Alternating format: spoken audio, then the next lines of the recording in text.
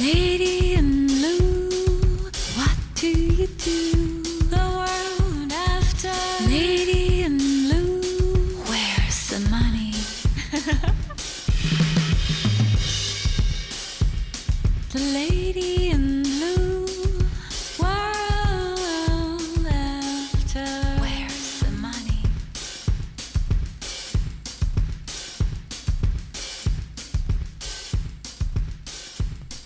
Welcome to podcast 5 of The World After Where is the Money by trend forecaster The Lady in Blue. The world after is a different world. There was the big bang of corona and it completely changed the whole world in one go. And that's unique, everything, everywhere. The goal of this podcast for businesses is to understand the future, understand what is going on. Once you know the future, you can tune into that future with your strategies, marketing, service and product concepts, because your concepts you create today, they have to work in the near future. And it can be 6 months, 1 year, 2 years. You also need time to develop it. And in that future, your concepts have to work and make the money. This podcast is about re-love fashion. It is about the mindfuckers that lead to overconsumption. What is going on? Well, first of all, I maybe have to say that in 2017, I saw that, well, not only I saw, but I realized, and more people realized, that fashion was polluter number 2 in the world. And the main reason for that was that we consumed 10 times as much clothes in weight than a couple of years before that. So in fact, overconsumption led to the pollution, and very bad pollution, because it was number 2 in the world as a polluter. There was this, and well, more people understood, so we got sustainable production. But sustainable production, it's very good, it should be the norm. When you produce, do it as less polluting as possible. But at the same time, it is an argument like mayonnaise light. It is like mayonnaise light because it is like, oh, then you still can eat as much as you want. The real solution against the pollution of the fashion industry is consuming and producing less new clothes. And there are joyful solutions: reuse, retouch, restyle, repair and repeat fashion. I saw this as a trend forecaster. I also realized it would be the future. I was sure about that, but I also realized that there was the necessity to push less consumption of new clothes with alternatives as soon as possible. And as I am a fashion lover and a vintage lover, and I don't have any economical interest in the fashion industry, and I was talking about purpose economy for companies and individuals, and I thought I'm the person that has to promote this. So I started in 2017 Re-Love Foundation, Re-Love Fashion. You can have a look at our website. It's relove.foundation. And it's a creative agency that creates concepts for businesses and concepts in order to promote less consumption of new clothes with positive alternatives, as fashion, according to me, is the golden border of life. It's a joy, it's a kind of art, and we all dress each day. I don't know anybody who's going to work naked. And even if you think about, is there a day in your life that you didn't dress? So it's necessarily something. So let's do it beautiful. Let's make it a joy, but do it on a less polluting way and without overconsumption. And again, there are many positive alternatives. So that's a little bit information forehand. now I'm going to talk about the mindfuckers. And the mindfuckers are the mind mistakes, to say it that way, that made us overconsume fashion. Because it was outrageous. And what are the reasons for that? The mindfuckers are things in our mind that we saw probably, let's say it's a little bit strange, mistakes. And once you understand the mistakes, you also know that we can solve the problem because it's a mistake, it's a fucker, so we can bring it back to normality. And I especially want to say this to businesses, because after the corona, there are more and more businesses into reuse, retouch, restyle, repair and repeat fashion. We see the high end like Miu Miu bringing their own vintage back on the market in their collections, retouch it. We see it in mass market. We see many people, companies, fashion companies tuning into it. And for those who are not sure yet, I have the mindfuckers to make you feel like, okay, yes, there is this opportunity. It is the time that we forget about the mindfuckers. They will be corrected. We will start to see it, and that means that the consumers will change their behavior and not only buy new that much, and also start repairing, repeating, etc. And in this whole field of real love fashion, there are so many opportunities for companies, and because of it's rather fresh, you still have like a field of opportunities to create new strategies, new marketing concepts. Marketing also, there's a lot to do, and also sellable collections based on this with things we haven't seen before. And if you tune into it now, you're one of the first. You can become famous for it, but also being one of the early adapters as a company can give you that standard as there you have to be. They are the specialist. And also, once you do something, you get your experience and you will be ahead of your competition, because I think that many fashion companies tune into it. So be one of the first and you're ahead in experience, in sales, in knowledge, in name. So listen to the mindfuckers and understand that the time is ready to launch real love fashion business concepts.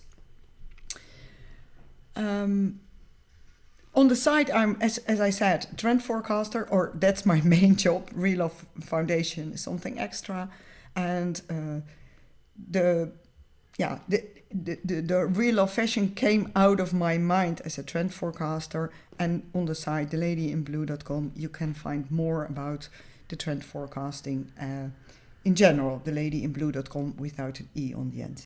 The world after.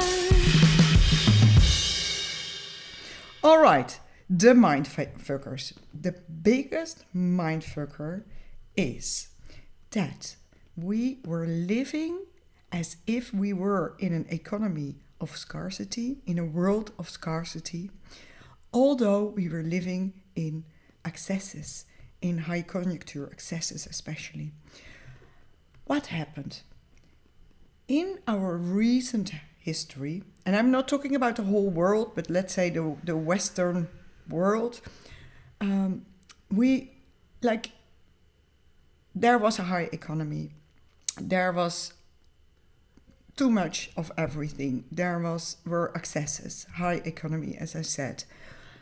But in our mind, we still had a scarcity complex, like just in the beginning of the 20th centuries, before World War II, a little bit in World War II. And that scarcity complex continued. The scarcity complex was that there were a lot of people with not a lot of money, and you could see this.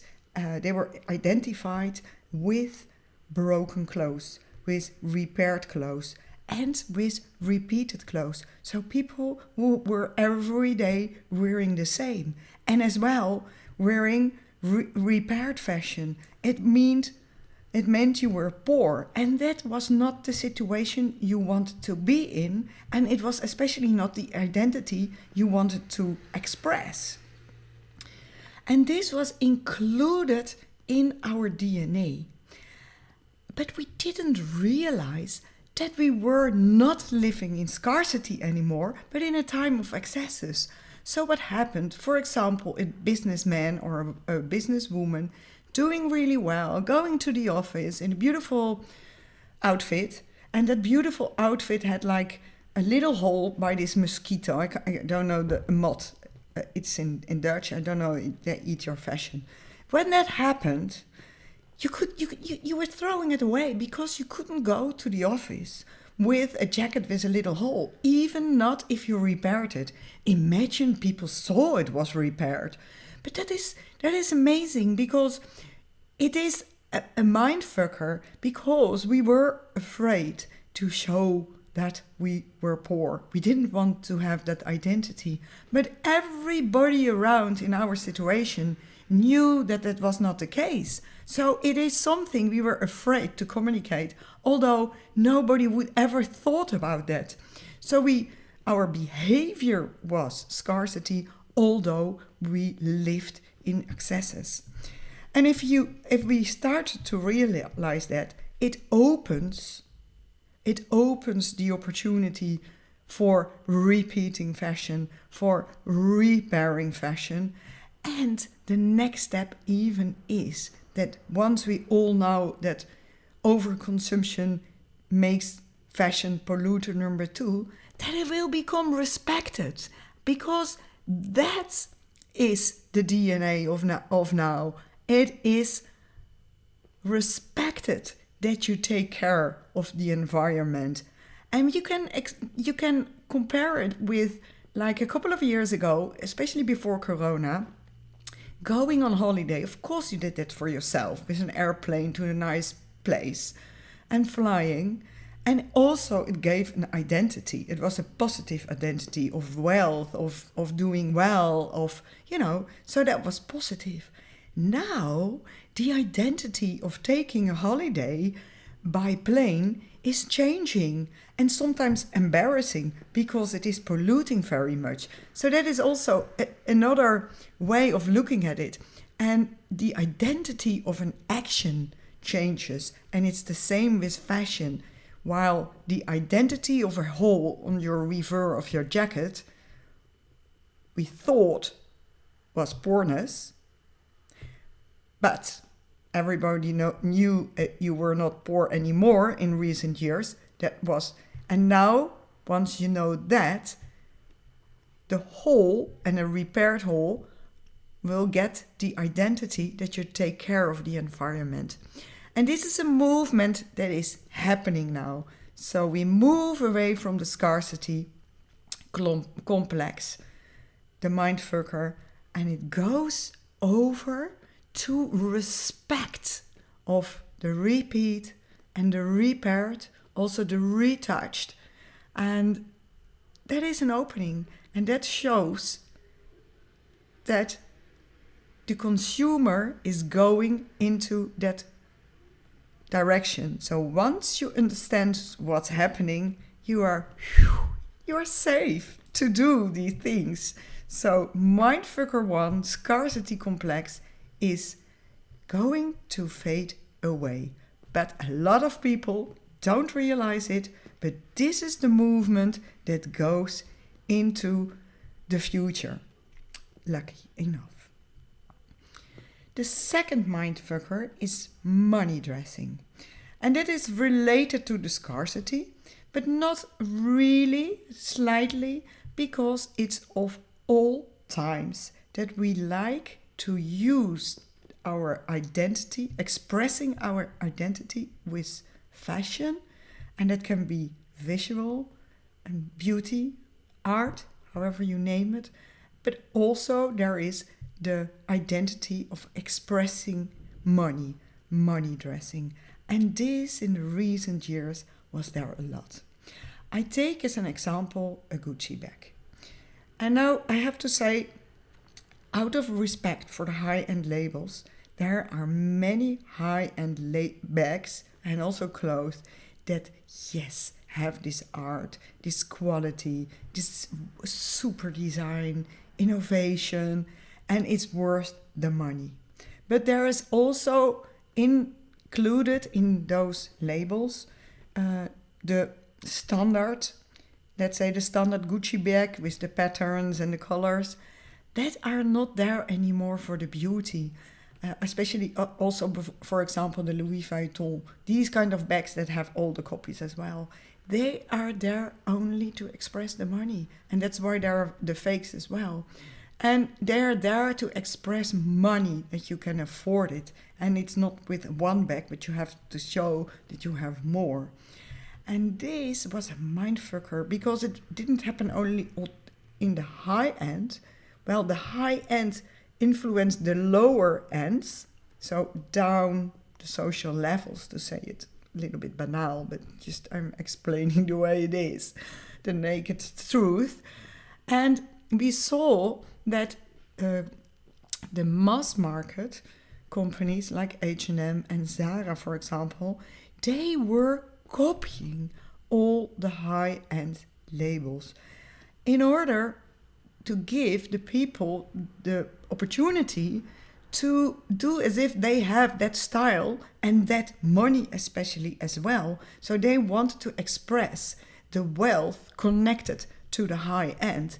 And there was rather a problem in this market because it was first high volume, but also in a way that it was designed not to be as refined and timeless. I'm telling something about timeless later on, but here, like, in a beautiful piece of like Gucci that will stay there forever because it's so beautiful. But it was copied in a banal way, in like taking the eye catchers, but not the intrinsic, the internal worth of it. And it was always done that it's like old-fashioned again soon. So it's made to last not long. And there, the money dressing made overconsumption because all the time they wanted something new to express the latest collections, to express, but then done in a way that it was visually old-fashioned soon. So in fact, the money dressing from the high end to the mass market, let's say it that way. But, and that is for the low end, but also for the high end, also the money dressing is going to be substituted by an interesting thing, purpose dressing. So if I again talk about that beautiful Gucci bag that I adore and respect, it's a pink bag with stitched leather, different colors, beautiful. And we all want to have it. But anyway, so that was adored for the money, the status, and the beauty. But soon we will not only look at those factors, we will also see in our mind a polluted river. So we make the connection of the bag and the pollution, like some people already do with leather. They think about the animal that has been killed. And it's the same with the airplane. Now, when somebody goes on holiday by plane, we see in our mind, or the click comes to pollution. When we see in the near future a red Gucci bag, we don't only see the status, the beauty, the money, but we also see the pollution. And that makes that when you know it's a reused one, or when it's repaired, it's seen different. It's seen less as pollution, and it's seen as respect for the environment. You feel the change from money dressing, from money dressing, I call it back, but it's part of dressing, from money dressing to purpose dressing. So in fact, the identity or the feeling that comes up with seeing a specific item is different. And that makes the fashion habit of the consumers change. And this is very interesting and incredibly important for companies to realize, because it influences their strategies. They have to realize, like an airplane, like, ooh, the identity of that flight is changing. Yes, the identity of the bag you're going to sell and the click in the mind of the people is going to change. Wow. So, yes. Where's the money? With my foundation, we created a beautiful concept. And I tried to be in contact with Lacoste, Polo Ralph Lauren, those labels. I didn't get them ready for it then because they were like, yes, reuse, it's not business. So if anybody from that angle is listening, we have a wonderful concept with their vintage clothes. And we made a concept, beautiful done, and it's just, we can do it immediately, where you see that it's reused, but still the whole identity of the shirt is there. It's a beautiful trick, beautiful designed, and great for marketing as well, so for both. So you can contact us at Relove Foundation or at info@theladyinblue.com. So that it's there. So there are new opportunities. Mindfucker 3, that is the speed. And that one is also changed a little bit by the corona. In the world after, there is less speed. Because what happened? Corona made the high-speed train of the fashion industry stop. And the whole industry, the whole fashion industry, was against real fashion. I felt that so much. I had so many angry people, magazines, they were like, they didn't want to know this because it was against their economical model. It was against their way of earning the money, even for the magazines, because their income came from the advertisements of new fashion. And they all wanted speed, speed, speed. 10% growth every year and more, selling more. Nothing about repeat or reuse. No, sell more, even more. And but then Corona stopped this crazy machine that everybody, even in the fashion industry, knew couldn't go on. But they wanted again for economical reasons. And then Corona stopped it. Bang, tack. No fashion shows, no shops, no events. And people, they were... on the industry and the consumers were slowed down. The mindfucker speed, that was highly pushed also by influencers that were showing fashion all day. And I respect that, and everybody can respect them, that they did beautiful things. And often it wasn't really what they were wearing, but the follower thought this was like, oh, you have to change that often and you can't repeat it. And also they were sponsored by the fashion industry. So it wasn't realistic anymore. That were little fashion shows, one-person fashion shows by influencers that were influencing normal consumers in order to consume more and not repeat and, change the whole thing all the time. So you feel in my speech that also the mindfucker speed is already changed by the corona. So don't be afraid. And also, don't be afraid to make less collections. And don't be afraid that people don't want to repeat, because they want. So think about that they are going to repeat, and maybe you give them tools to repeat easier. So maybe focusing more on accessories like belts, you can change a complete outfit with that. That is the mindfucker speed. And that one is slowing down. And I want to to name one more example, also the speed is slowed down because the fashion industry was not doing well and they were left alone with a lot of dead stock. So now they need, for their own goods, to resell the dead stock instead of, again, new collection and saying, oh, you're promoting new collections.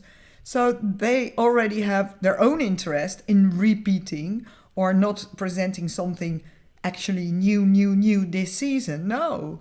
So that is also influencing. So everything is linked together as always, and the speed is slowing down. Then we come to mindfucker 4, and I love that. It's such a funny one. Fast fashion is bad quality. And I know I come up with an example personally, and then I come with one I always love about it, and that's a general one. Fast fashion is bad quality. Well, before I was aware of the pollution of the fashion industry, I loved to buy clothes at H&M, and especially to find the unique good pieces, and it really made me like I could find the right thing, you know, and I was proud of it, and I loved wearing it. And I have to say that I have some really good items of H&M. They were beautiful and maybe sometimes copies, but okay. But beautiful items. And for example, I have a pair of trousers, and that pair of trousers I have been wearing so often, and it's not broken yet. And many of the items didn't break. Instead, I have jeans of Prada, and it broke immediately in the stitch, but it's very difficult to repair, and you know, so it's not always true. And of course, like some of the white t-shirts, which are really lightweighted fabric of the mass market, are not so good, but many items, yes, are good. And it's just something we are saying because, and that's the second one, imagine that it was really, we are throwing it away because it's bad quality. Then first of all, there's no reason to throw it away. We could repair it, or even, you know, we would see people with broken pieces of the mass market, but we didn't see them. Everybody has it, and we did not see anywhere people with broken fashion or repaired. So that shows that it's not true. Why did we throw the clothes away? Because we thought they were outdated, and they were made to be outdated soon, and not each half year, no, each 6 weeks even. So realize this, fast fashion was not bad quality, and if so, we could repair it. And especially if you think about the fact that we were even buying broken jeans. That was so trendy.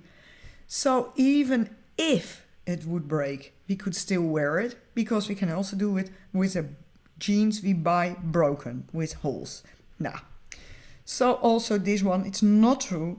It's just other reason, and that reason is showing that you go with the flow, that you know where the trend is, that you have the money, that you're updated, not because of the bad quality nonsense.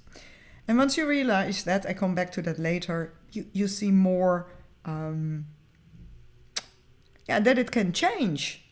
And maybe I say it now, like, for example, you know, if you can repeat, but if, well, that's not exactly here, but, you know, if something breaks and you can repair it and you can repeat it, it means you can create business out of that. For example, you can make a repair service.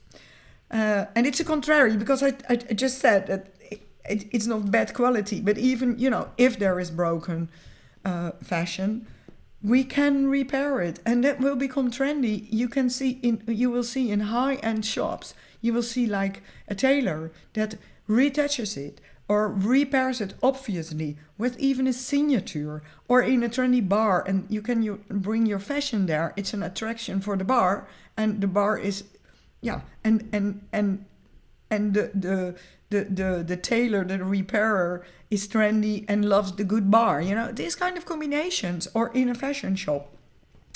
So you have to have a clear picture of what is going on and what are the real reasons. So the fact that we wanted to change it and not being poor and showing the money, if that is all changing, then all these concepts can change. And as I said, they are all related. All those mindfuckers are related, and come to the conclusion that yes, reuse, repeat, repair, retouch and restyle are the opportunities, because the idea that it's not possible is based on mindfuckers that are not nowadays or not true.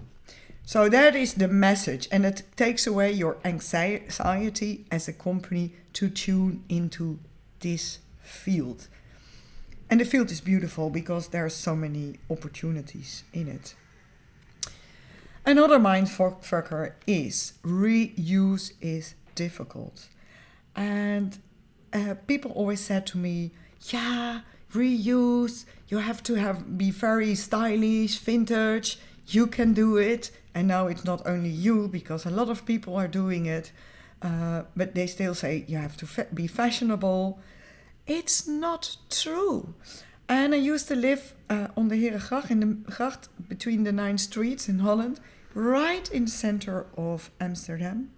And it was in the area in between the big high street, the Dam Square, with the biggest H&M, 5 floors, flagship store, and on the other side, like 500 meters in between them, beautiful 9 streets, boutique area, high prices. Everybody wanted to buy there, but most of the people couldn't afford it. And in these 9 streets, there were 5 beautiful vintage shops with very reasonable prices, often even cheaper than the H&M. And everything was pre-selected, well taken care of. It, in fact, was not difficult to buy there because of the price and because it was so well selected and beautiful items chosen. In contrary, if you were going to the flagship store, the H&M, on the Dam Square, you had 5 floors full of fashion. How difficult is to pick something out of that? Don't you need fashion taste then to do that? The real idea about this mindfucker is that the real thought is that everything you buy in the H&M is okay. And of course, for some people it's too low in the market, but everybody knows you can go to the office, you can go anywhere, and you're not out of place. It is okay. It's all accepted. That was the idea behind. And it was no risk visually. Although the vintage, that was a kind of risk because you were not sure if that was okay. So that's the real thing behind. But the vintage is getting more and more accepted.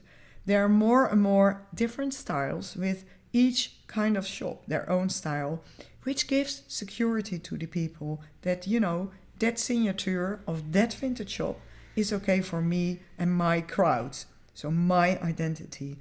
So that difficult part of reuse is already in the move to fade away. So in fact, and again, a mindfucker that will go away. And once you know that, the reuse is far more accessible and advisable for you as a company. And especially if you think about your own label. But we're going to talk about that another time, or you can ask me for advice, just like what are the thoughts and the future for your company and your label and your part in the market, and how can you clever work on it and make the right strategy and make the right products and concepts. Even like a tailor in your shop. Wow. All right, mindfucker 6. Throw away old fast fashion.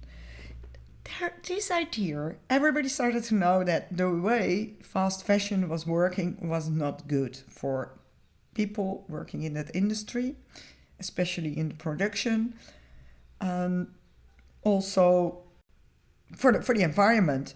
And so there was a blame on that industry. We even saw on social media pictures of people, and then there was like a jacket from the H&M and it was made red. So, like, this is wrong. Fast fashion is wrong. But we have to realize, once we have made it, once you have it, please use it, because the pollution is already done. Don't throw it away and buy, for example, something new. No, respect that what we already have. It's a little bit the same with fur. A lot of people say, no, you should not buy fur. If fur is vintage, it's already dead. So I think respect it, because it's killed to be worn, killed to be dressed, used as a dress or as a coat. Respect it. Don't throw it away. Then it was for nothing. Then some people say, yeah, but if you wear vintage fur, you promote fur. And that is also, in fact, that's also a mindfucker. Someone said that once. But if I'm wearing now a cotton or a linen blouse, does anybody say that I'm promoting linen or cotton? No, it's not true. Even though it's even further, all the fake fur coats that are so popular last seasons, in 2 seasons, fake fur, synthetic fur is one of the biggest polluters. So be reasonable in your mind. If you have an old fur, use it instead of buying something new produced and pollute. And that is, I'm a little bit too enthusiastic in my story, but it's the same with that people say, throw away your old fast fashion because that's wrong. No, don't throw it away, and wear it. And I have a lovely example myself. I have a dress from H&M that I saved. I have many items still of it. And that dress is from, I think, 20 years ago. And I'm re-wearing it now. And it's very good. And the fun is that I'm quite sure that when I bought it 20 years ago, that it was a copy of a vintage dress.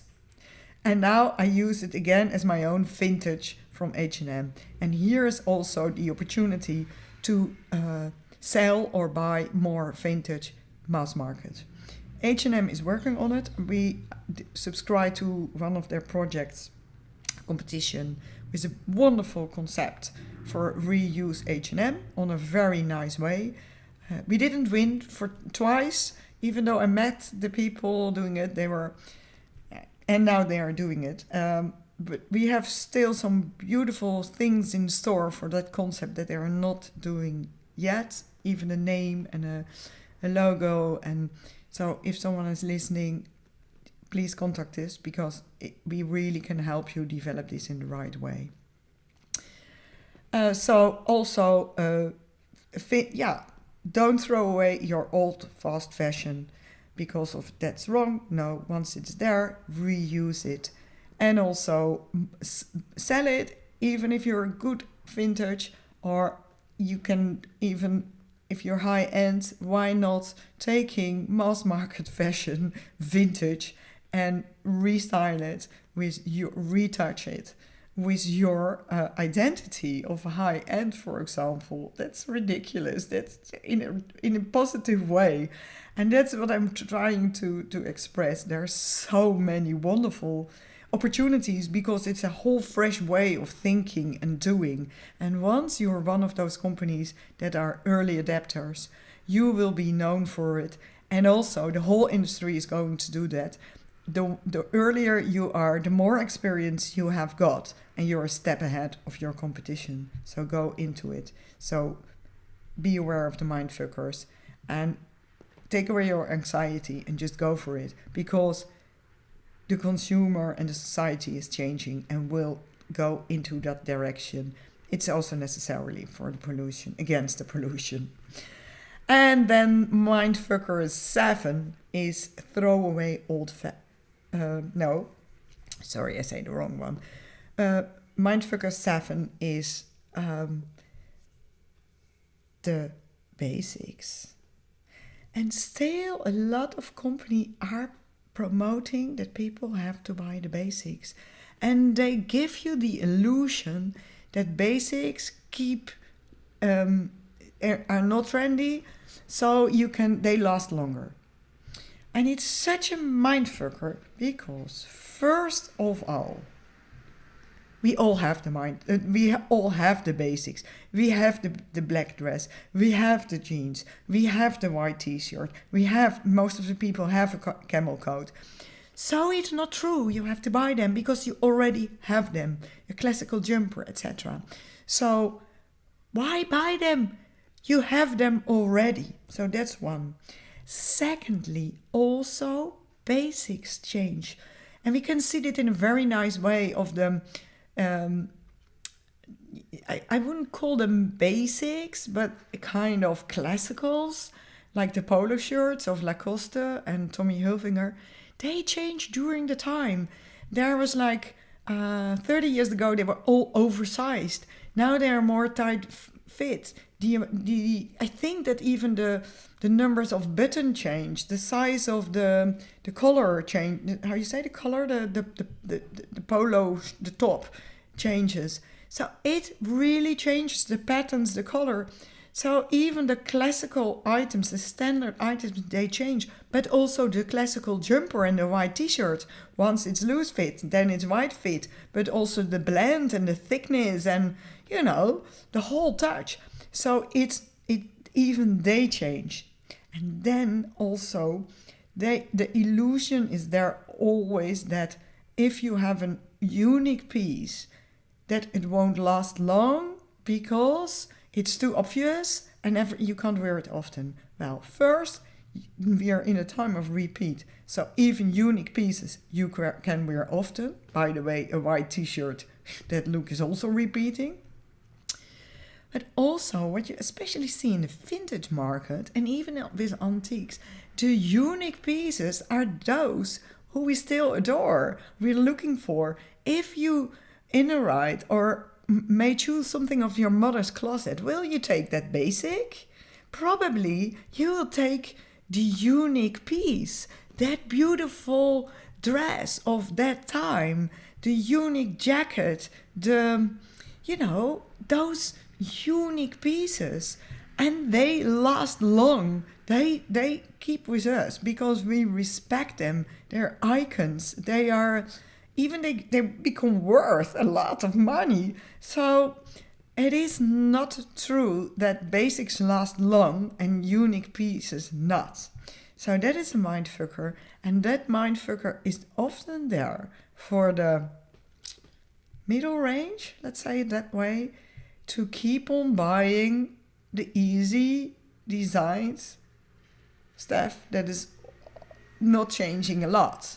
I mean, it is changing, but it's easy, You don't have to design a lot, and it's there, and the sizes, and it's in order to sell. And the idea behind is not correct. And that's for all the mindfuckers, once you know the idea behind is a mindfucker, you know that it can change because it's based on a mistake, on the non-truth anymore. Maybe one day, like with the scarcity complex, but not now in 2021.